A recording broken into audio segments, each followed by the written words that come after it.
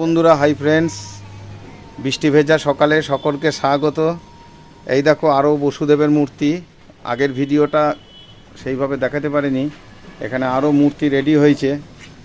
এই যে মূর্তি রয়েছে, ওই যে দাদা কাজ করছে, ও মাটির তাল দিয়ে এখন বিশ্বকর্মা বানাতে ব্যস্ত।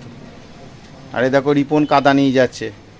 রিপন সকাল থেকে খাটছে, বৃষ্টিতে এঁটেল মাটির তালগুলোকে বইছে। আর এই দেখো বড় বড় দুর্গা মূর্তি এইখানে রয়েছে, বড় বড় দুর্গা মূর্তি দেখে নাও।